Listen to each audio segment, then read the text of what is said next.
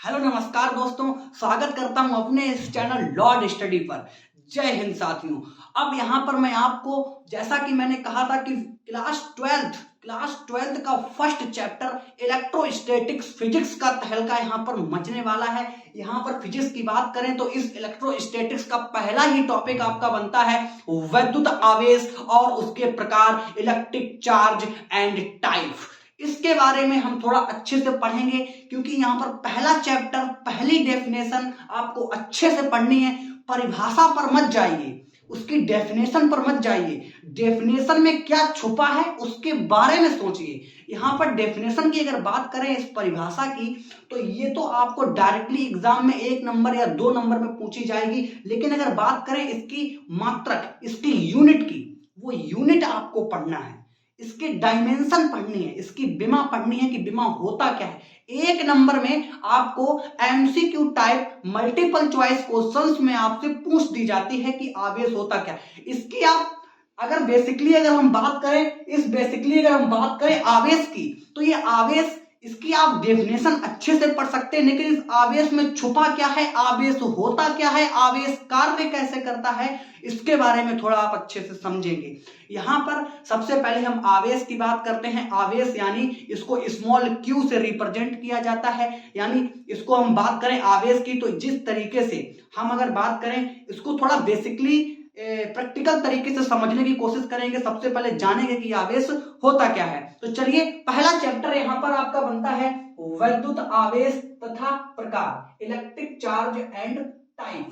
तो हम सबसे पहले आवेश के बारे में जानते हैं। आवेश बेसिकली अगर बात करें एक ऑब्जेक्ट से, चार्ज क्या होता है कि एक ऑब्जेक्ट से दूसरे ऑब्जेक्ट में या तो वो आकर्षित होगा या वो प्रतिकर्षित होगा, या तो वो उस ऑब्जेक्ट को रिपेल करेगा। रिपेल का मतलब होता है प्रतिकर्षित करना, दूर करना। इसी तरीके से या तो उस ऑब्जेक्ट को क्या करेगा, अट्रैक्ट करेगा। अट्रैक्ट का मतलब क्या होता है, अपनी तरफ खींचना। जिस तरीके से अगर हम बात करें हमारे ह्यूमन बीइंग्स में अपोजिट जेंडर का अट्रैक्शन होता है, उसी तरीके से आवेश का भी यहाँ पर कार्य होता है। तो यहाँ पर आवेश के बारे में क्या होंगे, तो आवेश सबसे पहले क्या जानेंगे कि आवेश को यहाँ पर समझने की कोशिश करते हैं। यहाँ पर कि आवेश को हमने स्थिर अवस्था में रख दिया। ये आवेश क्या है, आवेश क्यों है, इसको मैंने रख दिया स्थिर अवस्था में। इसको कैसा रख दिया, स्थिर अवस्था में। स्थिर अवस्था में रखने पर भाई साहब जी मैं तो चला गया, मैं गया, लौट के आया, इसने तो वहां का किंग बना बैठा है।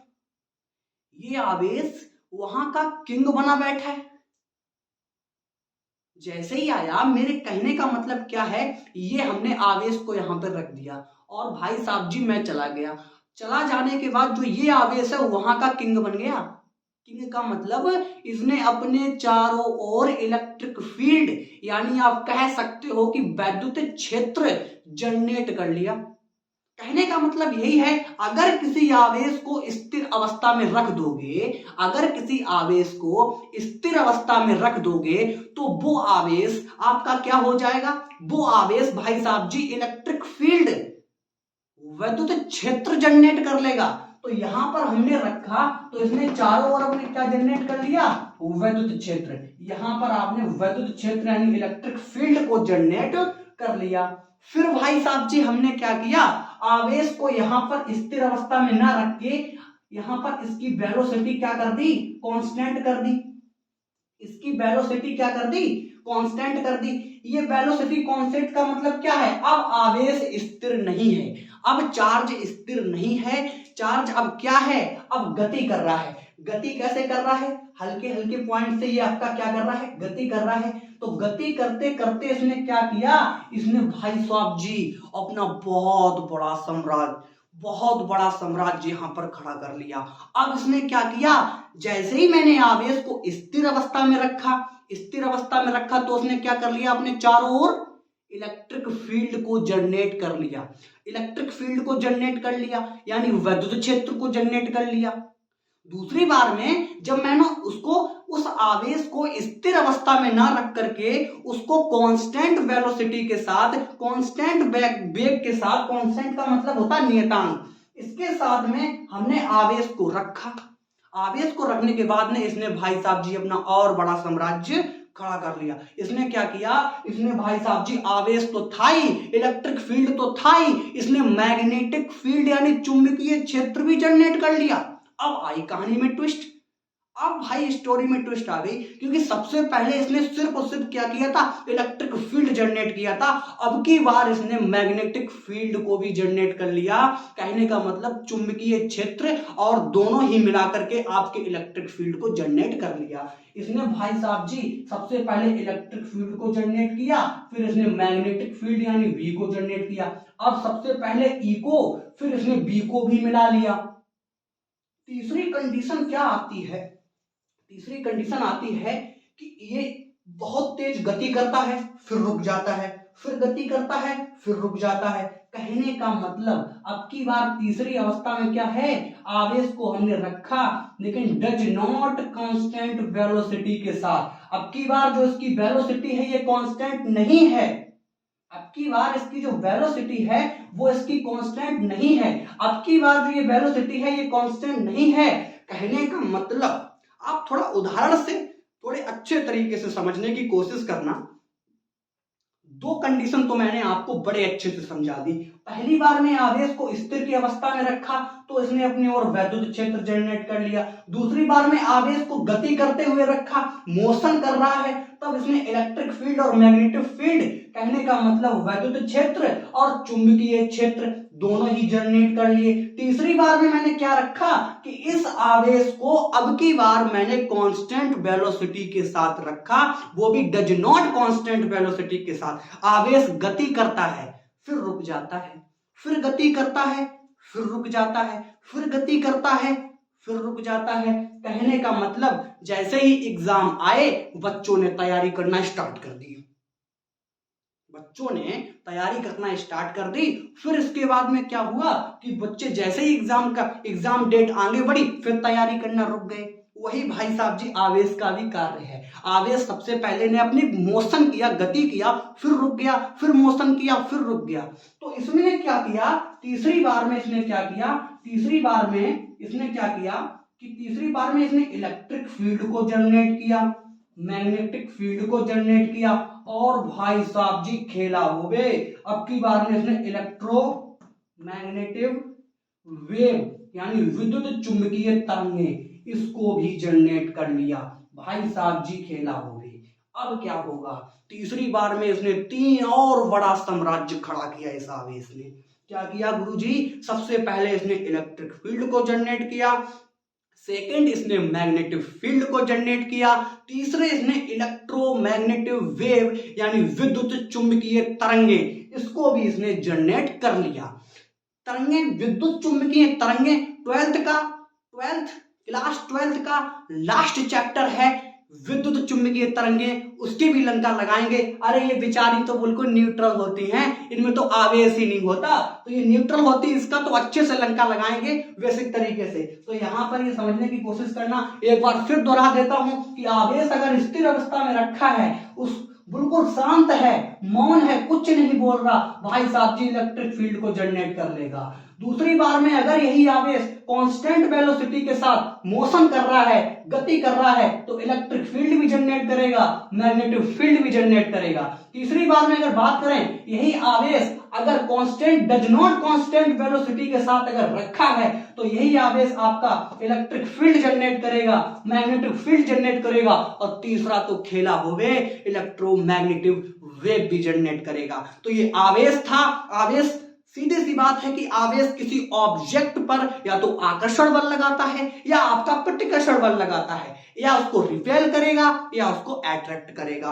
अब देखते हैं परिभाषा, परिभाषा क्या होती है वो भी समझ लें, फिर इसका मात्रक और इसकी विमा। यहां पर देखो परिभाषा, विद्युत आवेश की किसी कण में उपस्थित वह गुण जो किसी अन्य कण को विद्युत में बना पाने की क्षमता रखता है, विद्युत आवेश कहलाता है। बात समझ में आई? मैंने वही बताया था, किसी ऑब्जेक्ट को विद्युत में करना, उसमें चार्ज को फ्लो करना, या तो वो आपका रिपेल होगा या उसका क्या होगा, अट्रैक्शन होगा। सीधी सी बात है। यहां पर देखो विद्युत आवेश क्या होता है, सूत्र क्या होता है, विद्युत आवेश को स्मॉल q से रिप्रेजेंट करते हैं और q बराबर होता है I × T, या इसको ऐसे भी लिख सकते हो q बराबर NE।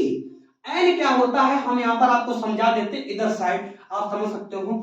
n आपका क्या होता है, n आपका होता है इलेक्ट्रॉनों की संख्या, n क्या होता है, इलेक्ट्रॉनों की संख्या, n क्या होता है, इलेक्ट्रॉनों की संख्या होता है। और E को भी हम यहाँ पर समझा देते हैं कि E क्या होता है, E को भी आप समझने की कोशिश करना। E होता है भाई साहब जी इलेक्ट्रॉन पर आवेश, क्या होता है, E क्या होता है, इलेक्ट्रॉन पर आवेश, इलेक्ट्रॉन पर क्या होता है, E आपका इलेक्ट्रॉन पर आवेश होता है। अब देखिए मात्रक किस तरीके से बनाएंगे, यहां पर देखो Q बराबर I इंटू टी। I क्या है, I यहां पर धारा है, I क्या है, धारा है। और धारा का मात्रक क्या होता है गुरुजी, धारा का मात्रक होता है एम्पियर। धारा का क्या मात्रक होता है, धारा का मात्रक होता है एम्पियर। धारा का मात्रक क्या होता है, धारा का मात्रक होता है एम्पियर। अब क्या है, टी होता है समय, और समय का मात्रक क्या होता है, टाइम का मात्रक होता है सेकंड। टाइम का मात्रक क्या होता है, सेकंड। एक तो इसका मात्रक हो गया एम्पियर सेकंड, दूसरा इसका मात्रक और देख लो, एक इसका मात्रक होता है आवेश। ये सबको पता होता है, ये सबको पता होता है कि आवेश का मात्रक क्या होता है, सॉरी आवेश का मात्रक आपका दूसरा होता है कूलाम। दूसरा क्या होता है, कूलाम होता है, कूलाम। ये सबको पता होता है कि आवेश का मात्रक कूलाम होता है। तो दो मात्रक हो गए, एक तो एम्पियर और सेकंड। एम्पियर सेकंड बोल सकते हो या इसको कूलाम भी बोल सकते हो, आप समझ लेना इस तरीके को। विमा देखिएगा, विमा निकालो, विमा एम्पियर की विमा आपको अच्छे से पता होगी। एम्पियर की विमा क्या होती है गुरुजी, 80 होती है। और सेकंड क्या होता है, 80 विमा होती है। सेकंड क्या होता है, सेकंड होता है टाइम। टाइम की विमा क्या होती है, टी होती है। तो 80 स्क्वायर हो जाएगा, याद रखना है एग्जाम के पॉइंट ऑफ व्यू से, ये भी आपको याद रखना है। तो यहां पर ये विमा आप समझ लेंगे।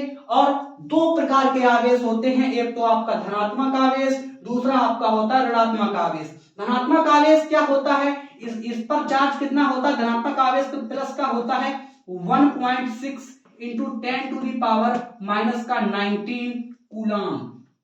ये ऋणात्मक आवेश होता है, ये होता माइनस का 1.6 into 10 to the power minus 19 coulomb.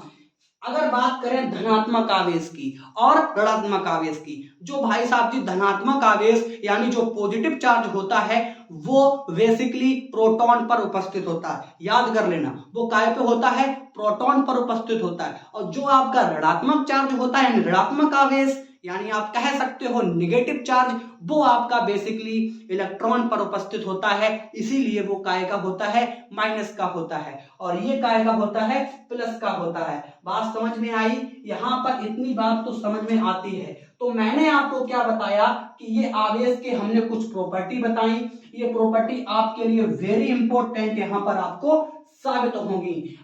यहां पर आवेश की परिभाषा जो आपके बोर्ड एग्जाम की दृष्टि से अति महत्वपूर्ण है। इसके बाद में हमने इसका एक फॉर्मूला दिया, Q बराबर I इंटू टी और Q बराबर N इंटू ई। मात्रक की बात करें, यहां से हमने मात्रक निकाला एम्पियर सेकंड। कूलाम भी बोल सकते हो, इसका मात्रक कूलाम भी होता है। और विमा भी हमने इस मात्रक से यहां पर निकाल के दी। तो ये विमा आपकी हो गई और ये आपके इसके नेगेटिव चार्ज। अब हम बात करेंगे कल क्या होगा कि नेगेटिव चार्ज और पॉजिटिव चार्ज की जन्म कुंडली एकदम भाई साहब जी अच्छे लेवल पर, जन्म कुंडली क्या होगा, अच्छे लेवल पर खोली जाएगी। एक तो आपका नेगेटिव चार्ज और एक आपका पॉजिटिव चार्ज। आखिर में ये होता क्या है, कैसे अट्रैक्शन होता है, कैसे रिपेल होता है, हर एक चीज को बड़े बारीकी से टॉप लेवल पर समझेंगे। क्योंकि आज बस इतना ही। अगर आपको ये वीडियो अच्छा लगे इसको शेयर भी करना और चैनल सब्सक्राइब भी करना। जय हिंद, जय भारत।